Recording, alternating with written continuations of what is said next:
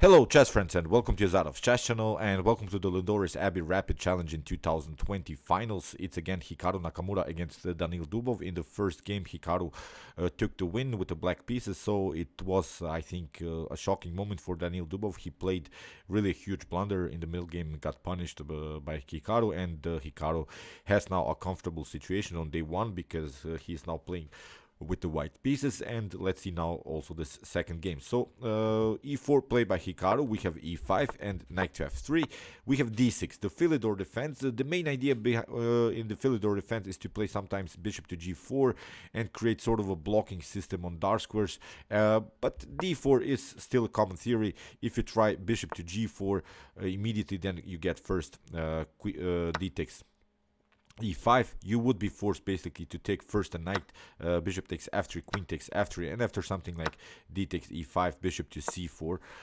There is this famous game, A Night at the Opera by Paul Murphy in this particular line. So that's why after the move d4,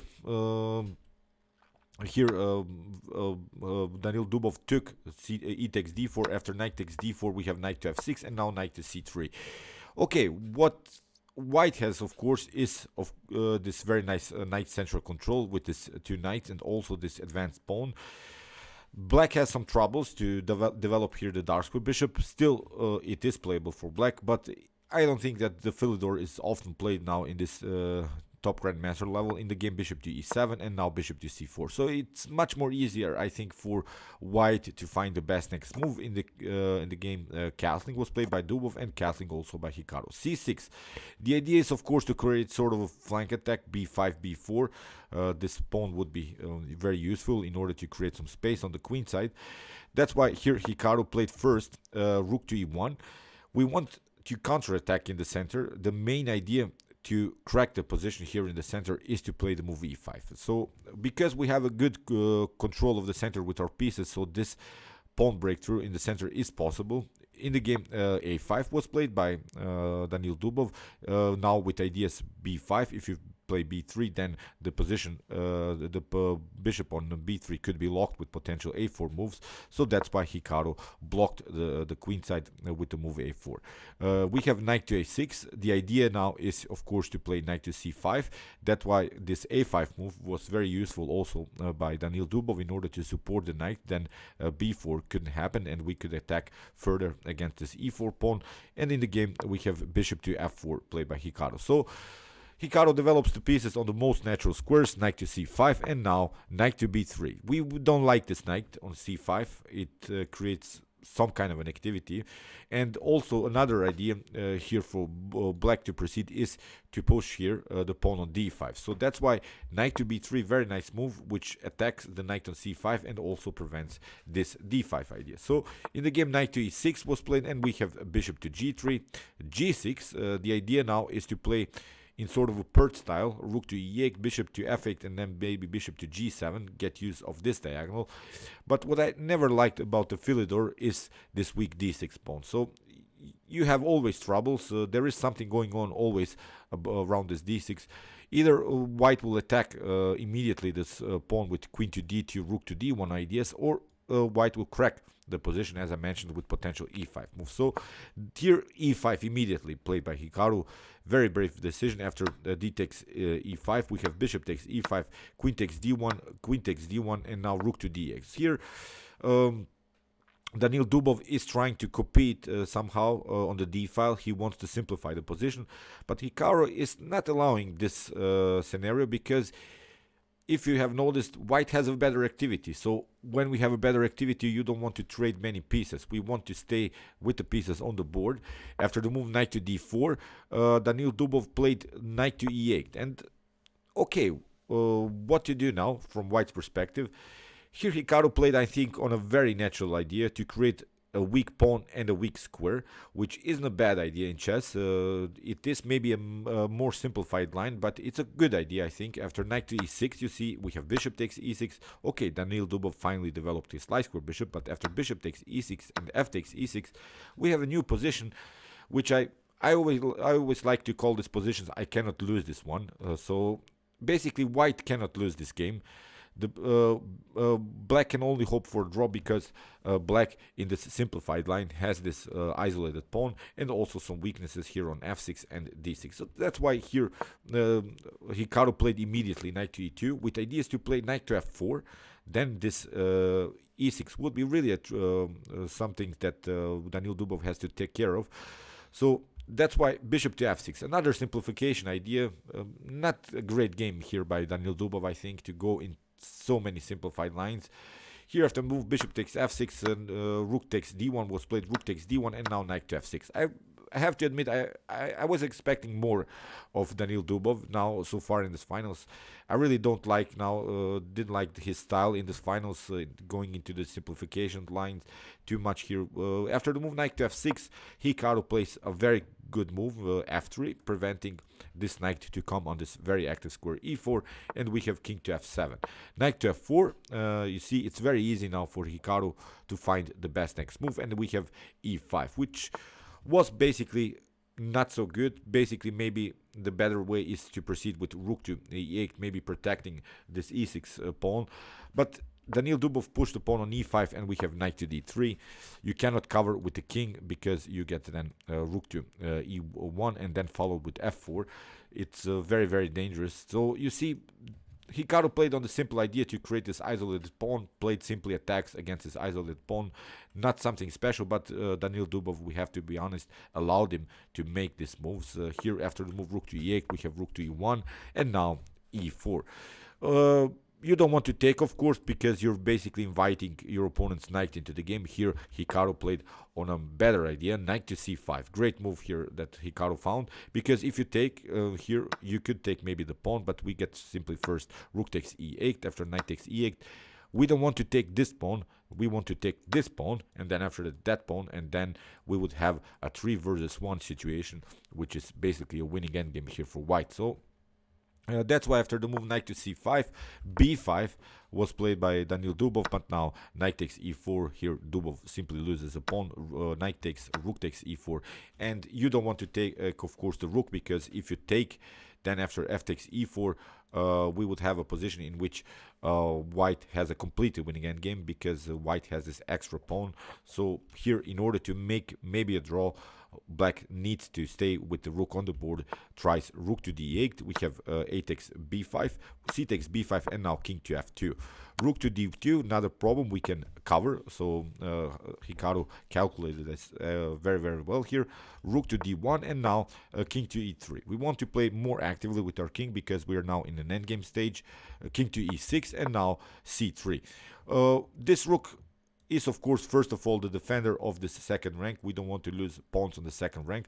So here Hikaru has maybe a winning position, but he has to be careful. He plays first this natural moves, c3, rook to h1, attacking the pawn, and again g3. You see, Hikaru builds this pawn like a triangle here, because now this rook is protecting our cornerstone pawns, and now it's time to push the pawn even further on f4. So in the game king to d5, we have f4 played by Hikaru, and maybe a better idea here is to play rook to f1 immediately, preventing this f5 move. This was the main idea of Hikaru Nakamura, to get some kind of an activity, to get somehow with this rook into the game. But here Daniil played h5, trying to prevent maybe here a g4 move by Hikaru Nakamura. If g4 happens, then f5 is also a possibility. And if you want to maybe study more endgames, I have created this basics in chess videos on my YouTube chess channel. You can check it out. I have talked about the ideas how to win these endgames, and the only way that white can win this endgame is to create two connected pass pawns. So if white manages to get out somehow from this 3 pawns against these 2 pawns, maybe in a situation in which white has 2 connected pass pawns and maybe loses a pawn here, it's not a problem, because white could still compete with this 1 pawn against 2 pawns somehow. But if you get two connected pass pawns, then it's basically game over. So let's see how Hikaru played this very nice endgame. Here played first king to d3 with ideas, of course, to play rook to e5 and then maybe rook to g5, attacking this weak e6 pawn. So h4, a4 here played by Dubov. We have rook to f2, and now there is this serious threat to play the move f5. Here king to rook to d1, king to c2, and now again rook to g1. And now in this particular position, it's basically a winning game here for Hikaru, because he finally split the pawns. Here after the move g takes f5, we have rook takes f5, king to c4. But now first the check, very nice technique here by Hikaru. Rook to f4, king to d5 was played, and again rook to h4. First the check, and again a check here on h4, and now we have accomplished this very nice position in which white has these two connected pass pawns. It's basically game over. So king to c5, here rook to d4. Very nice restriction idea by Hikaru Nakamura to restrict this king's ability to play, but also to have the possibility to cover after this move rook to g2, rook to d2. So here in the game rook to g1 was played, and you can pause the video and maybe try to find now a winning idea here for white. Try to find really a great move, because there is this Tarrasch rule in chess, which says you should bring your rook behind your pawns if you want to promote them, and you should also bring your rook behind your enemy's pawns. So now Hikaru Nakamura played really on a great idea. He played h4, forcing basically Daniil Dubov to take the pawn. Rook takes g3, but now rook to h2, and now we have this so-called Tarrasch rule. Now the rook is behind the pawn, and what we want to do is to get this rook somewhere here. Maybe the rook can protect the potential promotion, but then the king will come very actively into the game. Then we could maybe sneak in with the queen and the king and attack the rook. So this king would be always stuck a little bit to the defense of these two pawns, so it would be game over. Nice technique here by Hikaru. We have b4, c takes b4, king takes b4, and now simply h5. We have a3. Here Daniil Dubov tries to trade off more pawns off the board, then maybe to go with this rook here, and then finally to go with our king, trying to prevent this potential promotion. But here Hikaru again finds a great move. Rook to h4 first, we have c5, and now b4. We have created another pass pawn, which is a great thing.